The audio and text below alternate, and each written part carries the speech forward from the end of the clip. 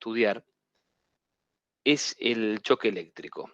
Todo lo que tiene que ver con, digamos, el riesgo eléctrico, que sería la electricidad en contacto con el cuerpo humano. Uno a veces se pregunta si el cuerpo humano es o no conductor, teniendo en cuenta que los materiales se pueden clasificar en materiales conductores o en materiales aislantes en respecto de la circulación de la electricidad. Y respuesta afirmativa, el cuerpo humano es conductor de la electricidad, justamente porque la intensidad de corriente circula a través de él y es consecuencia de la tensión aplicada y de su resistencia según la ley de Ohm. Em, Cuanto más baja es la resistencia al paso de la corriente eléctrica, mejor es la conducción de la electricidad en ese material. El cuerpo humano, ya sea por los huesos, por la sangre y por los músculos, es un material que ofrece baja resistencia a la circulación de la electricidad. Por lo tanto, la electricidad va a querer atravesarlo. Acá en estos dibujitos que mostramos aquí arriba, hay algunos caminos comunes de la electricidad. Ingresando, por ejemplo, por una mano, recorre toda la parte del brazo, cuello y desciende por el otro lado simétrico. Puede ingresar por mano, cruzar en diagonal y salir por pie. Puede ingresar por mano y recorrer cabeza, que estos son los casos más graves. O entrar por mano y salir por pies del mismo lado. Son algunos de los circuitos, digamos. ¿Por qué ocurren estas cosas?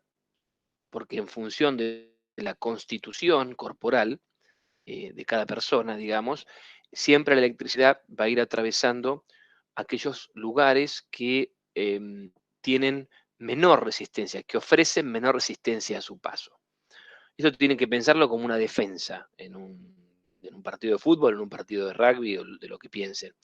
Cuanto más defensores hayan y más, digamos, bloqueado esté el arco, digamos, la electricidad se va a ir tratando de ir colar por los lugares donde la defensa es más débil.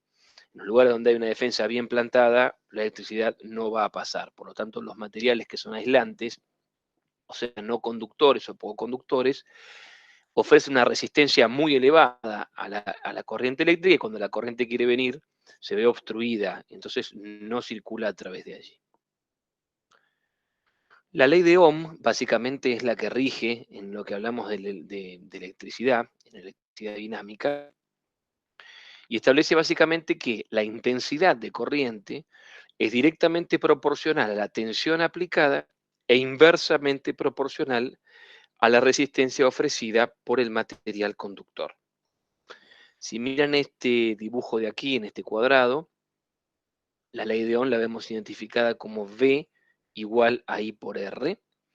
Hay muchas formas de denotar estas magnitudes. Esta es una, para acordarse esta fórmula, es una ecuación inglesa donde dice viva la reina Isabel, se puede escribir igual si quieren RI o IR. V está siendo auspicio de lo que sería el voltaje o la tensión aplicada y la intensidad de corriente que circula por ese circuito, donde este circuito en realidad no es otra cosa que el cuerpo humano. Y R es la resistencia que ofrece ese material al paso de la corriente. Si uno grafica voltaje en el eje de las ordenadas, o sea, en el eje vertical, e intensidad de corriente en el eje de abscisas, o sea, en el eje horizontal, obtiene rectas como las que estoy marcando aquí, la 1, la 2 o la 3, de distinta pendiente. Justamente la pendiente, que es la tangente de este ángulo, la tangente del ángulo que forma la gráfica con el eje de abscisas, con el eje de Y, esta es la tangente de este alfa, la tangente de este beta, la tangente de este gamma, ¿sí? Son la resistencia. Por lo tanto, fíjense que en esta curva que llamé yo 1, el ángulo es mayor que en la 2 y a su vez el ángulo es mayor que la 3, por lo tanto, a un mayor ángulo que forma la curva con el eje de abscisas, tengo una mayor tangente, y al tener una mayor tangente, les repito, la tangente del ángulo que forma la curva de voltaje versus intensidad con el eje de abscisas es la resistencia. Por lo tanto, a mayor tangente, mayor valor de resistencia. Luego, la resistencia 1 es mayor que la 2 y es mayor que la 3. ¿De qué factores Profe, no se lo está depende? escuchando. A ver ahí me escuchan bien. Sí, Sí, profe, sí. no se lo escucha como cortado, profe. Como Como que cortado. sale y después no se escucha. Bueno, a ver si puedo. A ver ahí. Acá lo que les quería decir es que como la tangente del ángulo que forma la curva, esta gráfica de voltaje versus intensidad de corriente, la tangente de ese ángulo es la resistencia, a mayor ángulo más tangente, a mayor tangente más resistencia.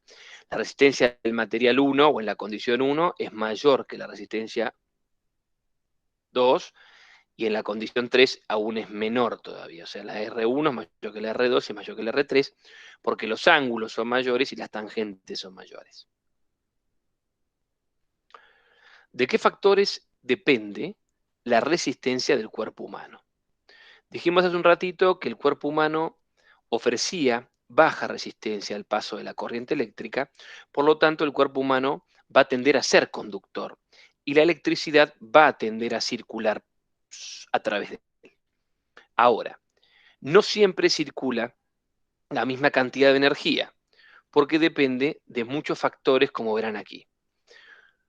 Uno de los factores de lo que depende que el cuerpo humano reciba corriente eléctrica es la tensión aplicada. También depende de la frecuencia de la corriente, no es lo mismo una frecuencia de corriente alta de una frecuencia baja, en lo que tipo de corriente alterna me estoy refiriendo, porque la corriente continua no tiene frecuencia, no oscila. Depende de la temperatura. Depende de la humedad de la piel, o sea, de cuán transpirados estemos en la zona donde está ingresando la electricidad. Depende de la presión de contacto, del tipo de calzado que llevamos puesto en ese momento, del estado del piso, si el piso está agrietado, si el piso presenta, digamos, discontinuidades, imperfecciones, de la dureza de la epidermis, o sea, de la dureza del tejido de piel, que también depende de cada uno. Habrá notado, algunas personas tienen la piel más sensible, mucho más finita, otros tenemos una piel un poco más gruesa, entonces también la dureza del epidermis es un factor que se pone en juego a la hora de determinar la resistencia en el cuerpo humano y de la duración de su paso. O sea, lo mismo recibir corriente eléctrica durante 2 segundos que recibirlo durante 2 milisegundos. Como verán entonces, la resistencia del cuerpo varía muchísimo en función de todos estos factores, tiene distintos valores y hace que la corriente que nos atraviesa sea de magnitud. ¿Cómo clasificamos entonces a los materiales en función de si conducen o no conducen la corriente eléctrica? En los casos de los conductores, ofrecen, como dijimos al principio, baja resistencia al paso de la corriente eléctrica, como por ejemplo son los metales y el cuerpo humano. La capacidad de conducción de los tejidos que componen el cuerpo se debe a electrolitos que estos contienen.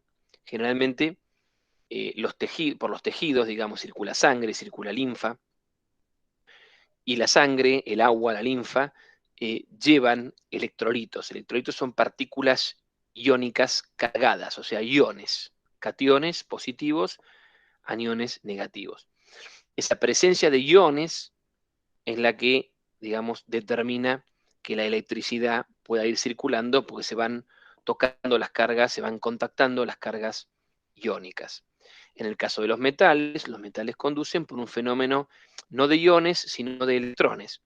Los metales tienen en sus órbitas, digamos, los átomos de los metales tienen en sus órbitas de valencia, o sea, sus últimas niveles de energía, en los últimos niveles de energía tienen electrones libres. Esos electrones libres funcionan como un mar de electrones donde están, digamos, circulando un flujo electrónico y a través de esos electrones la corriente comienza a circular. Por ejemplo, el agua, si uno se pregunta, ¿el agua es conductora o no conductora? Entonces el agua, en realidad, si uno tiene agua pura, o sea, H2O, dos átomos de hidrógeno y un átomo de oxígeno, el agua, por definición, no sería conductora. Pero ¿qué pasa?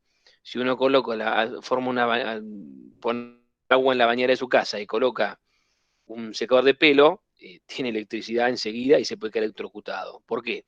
Y porque el agua que nosotros recibimos comúnmente como agua corriente no es agua pura, es agua con iones en solución.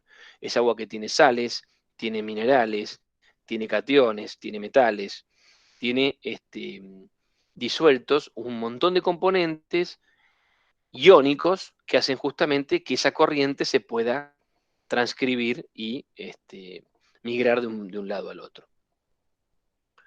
Lo mismo, por ejemplo, tanto el agua de río como el agua de mar. El agua de mar, por ejemplo, como tiene mayor cantidad de sales, es más conductora todavía.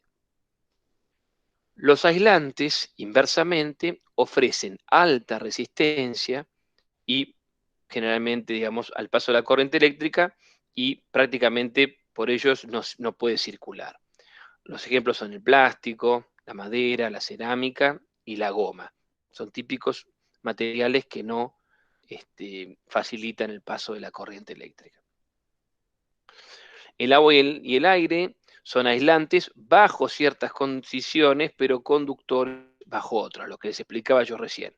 Un aire natural, típico, no ionizado, perfecto, es mal conductor de electricidad.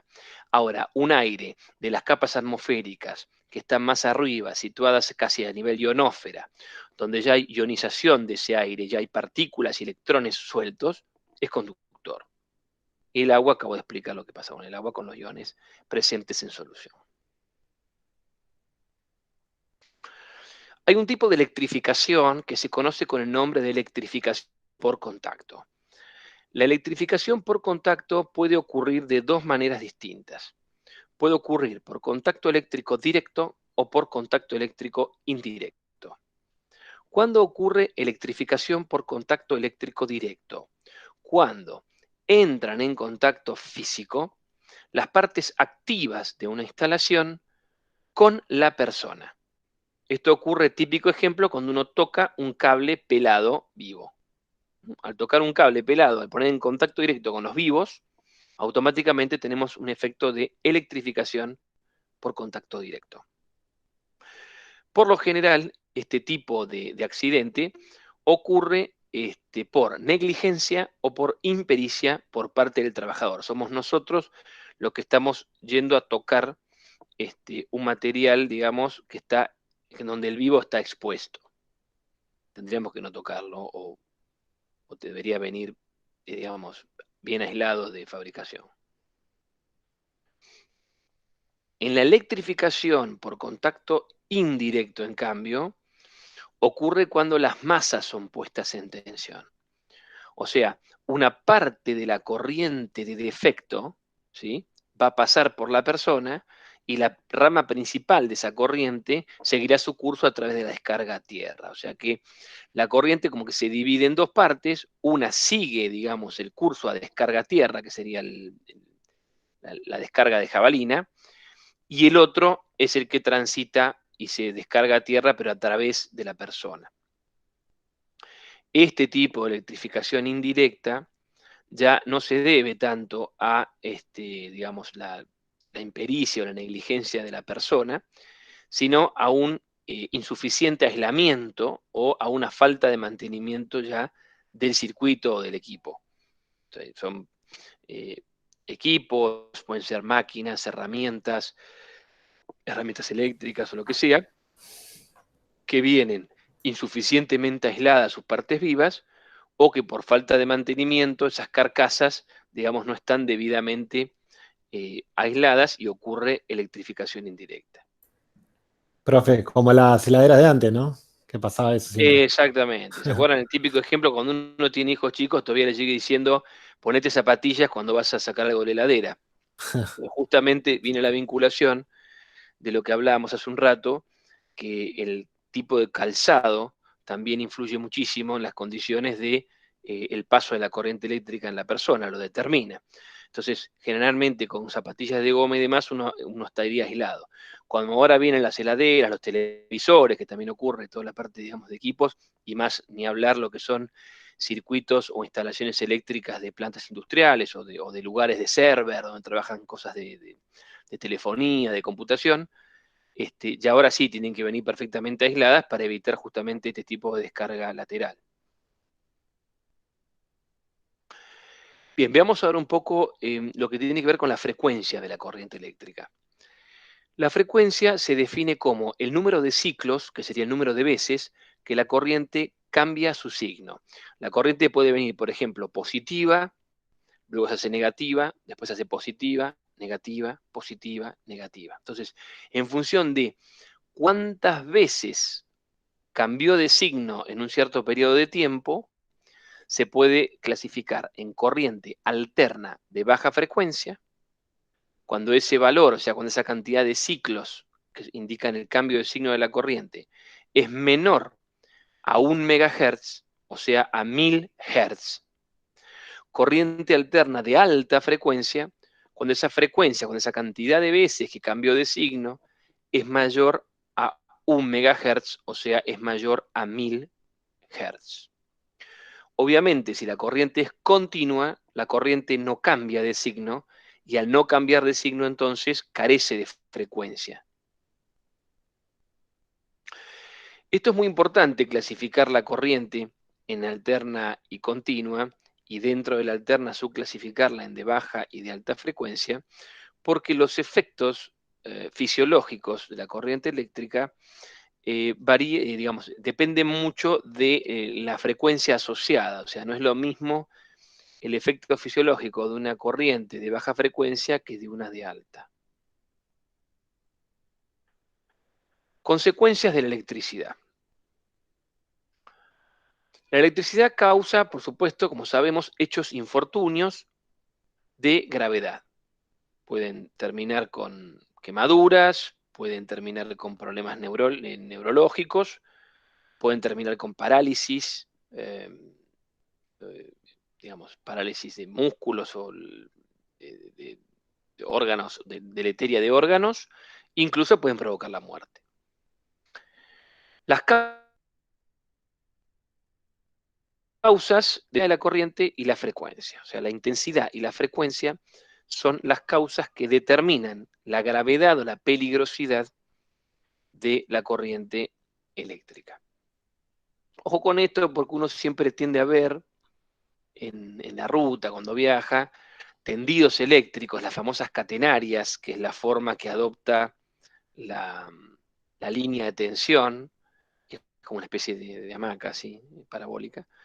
Las catenarias, que son las líneas que adoptan las líneas de tensión en las afueras de la ciudad, cuando uno mira en las zonas rurales, los postes de alta tensión, y uno siempre piensa, la tensión elevada debe ser re peligrosa, esto es alta tensión, peligro, y justamente no ocurre eso. O sea, la tensión elevada no es peligrosa por sí misma, ¿sí? O sea, cuando uno dice tengo esta zona de alta tensión o esta zona de tensión elevada, no es peligrosa por sí misma, sino que se convierte en peligrosa cuando se aplica a una resistencia baja, como en el caso del cuerpo humano.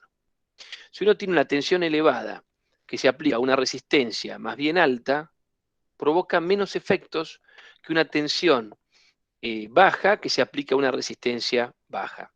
Pero la tensión elevada que se aplica a una resistencia baja sí es peligrosa, porque la intensidad de corriente entonces va a ser alta. Eso lo podemos ver en la ley de Ohm que habíamos al principio, donde decíamos que el voltaje era igual a la resistencia por la intensidad. Si el voltaje es alto, el voltaje está de un lado de la ecuación, del otro lado está el producto entre la resistencia y la intensidad. Entonces, si la resistencia es baja, para que el producto entre algo que es bajo y algo que no sé cómo es, de algo que es alto, como la tensión, es porque la intensidad tiene que ser extremadamente alta. Tiene que ser muy, muy alta para que multiplicado por algo muy, muy bajo, como la resistencia, me dé algo muy, muy alto, como la tensión del otro lado.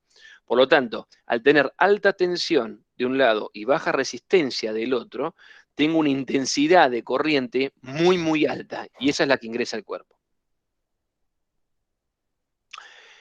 ¿Qué efectos fisiológicos causa la electricidad en el cuerpo humano?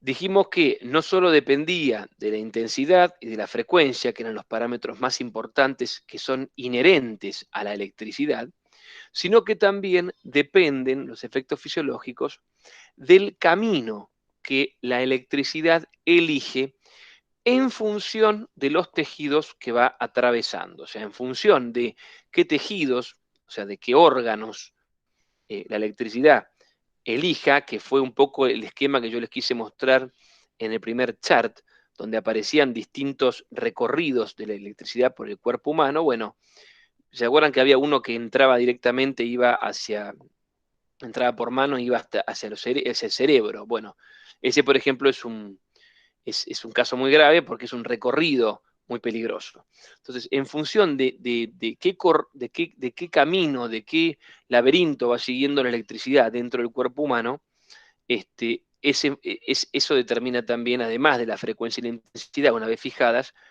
la peligrosidad y el efecto fisiológico que va a tener esa electrocución. Teniendo en cuenta entonces estas cosas, los efectos fisiológicos de la electricidad pueden ser directos, indirectos o secundarios. Los directos son consecuencia inmediata del choque eléctrico. O sea, hay un choque eléctrico, ¡pum!, ingresa electricidad al cuerpo, atraviesa el cerebro, o atraviesa el corazón, o atraviesa el pulmón, paro cardiorrespiratorio, automáticamente. Entonces, esa consecuencia, el paro cardiorrespiratorio, por ejemplo, es un efecto fisiológico directo, porque es consecuencia seguida al choque. Los indirectos son todos aquellos trastornos que sobrevienen a continuación de un choque eléctrico. Entonces, hay un choque eléctrico, pasa la corriente eléctrica por el cuerpo, y a partir de ahí puede ser que eso derivó en una disfunción renal o en una disfunción hepática, o sea, trajo deleteriosis, por así decir, en algún órgano. O sea, una alteración o una falla en la funcionalidad. Y los secundarios son ocasionados por actos involuntarios que realiza el individuo afectado, aturdido por el choque eléctrico. Entonces, por ejemplo, está colocando o cambiando una lamparita, recibe electricidad, ¡pum!, y automáticamente la persona cae al piso, o se golpea, o recibe una proyección. Entonces, eso básicamente no tienen que ver con la electricidad, porque una caída, un golpe, puede ser una contunción, un traumatismo, pero fue originado por un choque eléctrico. Por lo tanto, se denominan secundarios. De cierta manera, todos son afecciones a la salud y a la integridad de la persona. La más peligrosa de todas es la corriente eléctrica alterna de baja frecuencia. Y lamentablemente es la más utilizada en la industria. En la industria, ya sea, digamos, en cualquier rubro, y en la de transporte, y en los trenes y demás. Entonces, ¿qué pasa? Las consecuencias de la corriente alterna, de alta frecuencia ahora, se ven atenuadas porque aparece un efecto superficial que hace que la misma circule por sobre la piel sin penetrarla. Entonces acá, cuando yo les presenté que la corriente eléctrica dependía básicamente de la frecuencia de la corriente, hablamos de frecuencia baja y de frecuencia alta, uno siempre tiende a pensar, porque es innato, alta frecuencia, mayores consecuencias. Baja frecuencia es más débil todo. No, al revés. La de alta frecuencia tiene un efecto particular a nivel de superficie de la piel que hace que la electricidad circula por sobre la piel, pero la fracción que penetra de energía, de electricidad, es muy baja. En cambio, en la frecuencia, la corriente eléctrica de baja frecuencia no tiene este efecto, entonces toda la intensidad de corriente que se generó y que está intentando ingresar atraviesa la piel, la dermis. Por lo tanto, recibimos un nivel de frecuencia más alto. Los efectos de la corriente continua, que la corriente continua, recordemos, no tiene frecuencia porque no cambia de signo, ¿sí?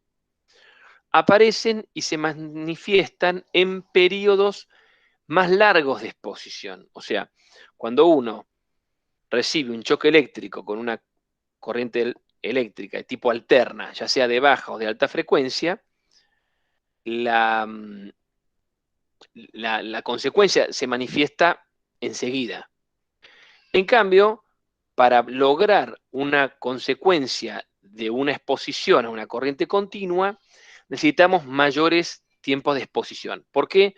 Porque estos no van a la corriente continua, no afecta órganos, como por ejemplo en el caso de que hablamos, que puedan causar un paro cardiorrespiratorio o una alteración o disfunción de un tejido.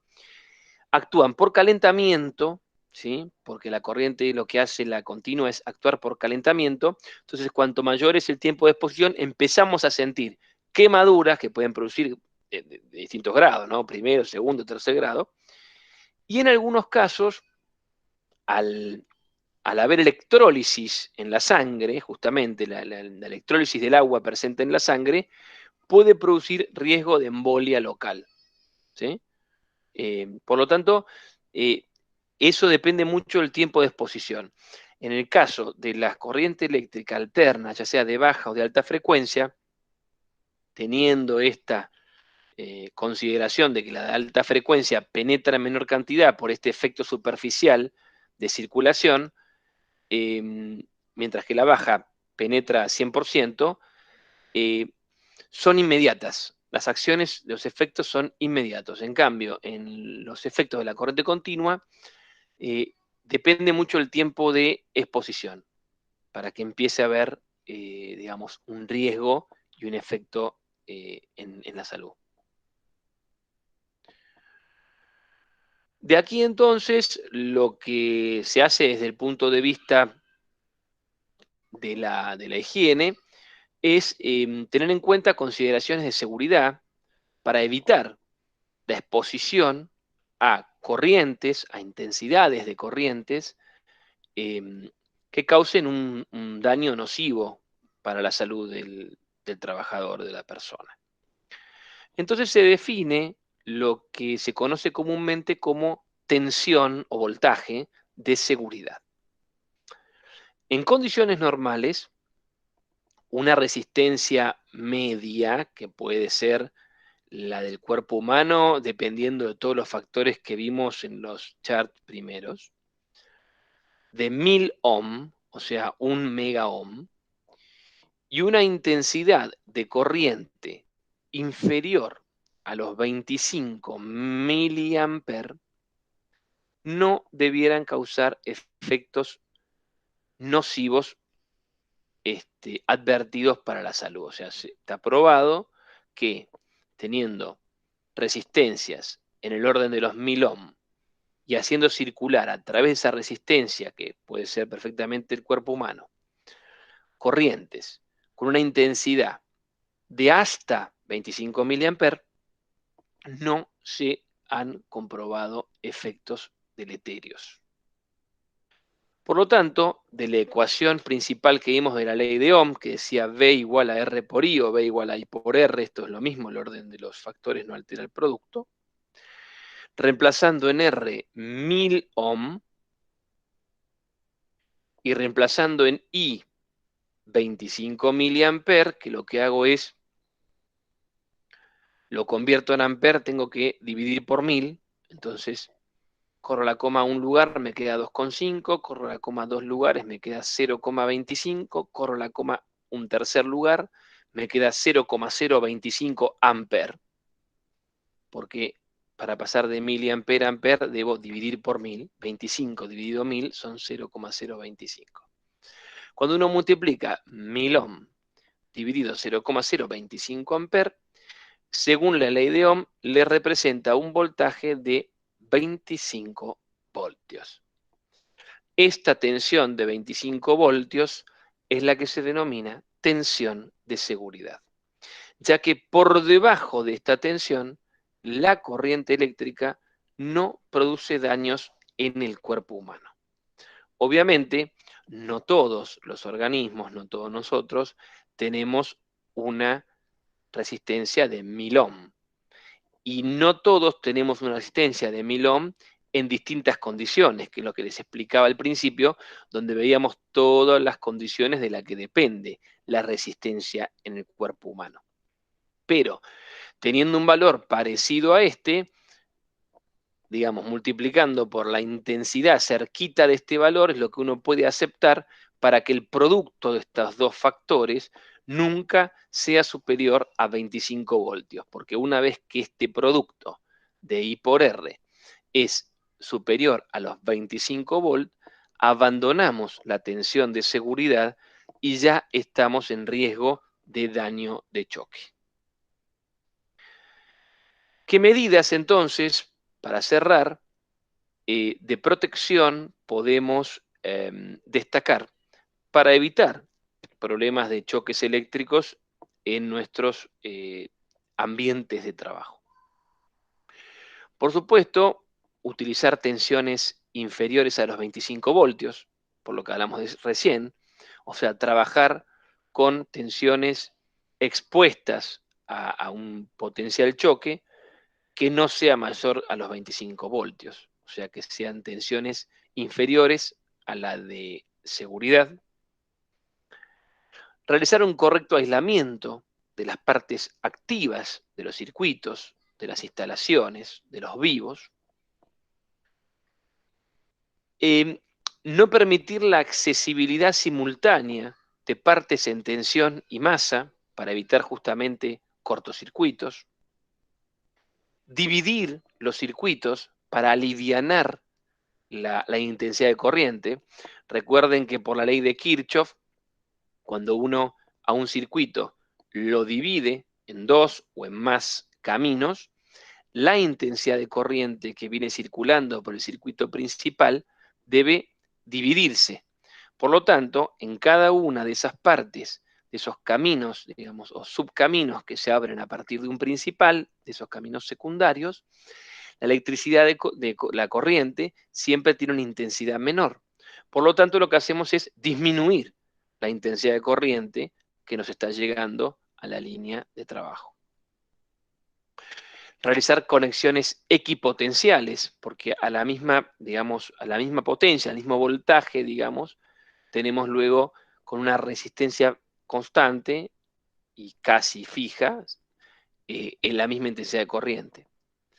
Puesta a neutro a través de dispositivos de corte automáticos, o sea, utilizar disyuntores, térmicas, tapones, que primero, cuando ocurre un cortocircuito o un recalentamiento de un sistema, esos disyuntores, esas térmicas, esos tapones, lo que antiguamente se llamaban fusibles, salten, digamos, bloqueen, pasen a modo off, entonces automáticamente cortan la electricidad de la línea porque está puesto o está evidenciado un cortocircuito y antes de que impacte en una persona, se inhabilita la electricidad. Interposición de obstáculos tiene que ver un poco con los que explicaba recién de los fusibles, o sea, colocar obstáculos que lo que hagan es, si evidencian que hay una pérdida de energía importante en el circuito por alguna falla, de alguna manera suena una alarma o se recaliente un fusible y corte un dispositivo, o digamos, una medida de alerta determinada que nos dé indicio de que la instalación está en riesgo eléctrico. Y por supuesto, no olvidarse la conexión a tierra con jabalina para maximizar en la electrificación que vimos hace un rato de contacto indirecto, masivizar la carga de electricidad hacia tierra y solo tratar de que pase una línea muy finita y muy poco cargada, digamos, a través del cuerpo humano en caso de que exista, por desgracia, una electrificación indirecta. Bueno, eso ha sido todo lo de la clase de hoy. Evaluamos uno de los riesgos que tenemos que tener cuidado en el ambiente de trabajo, que es el choque eléctrico.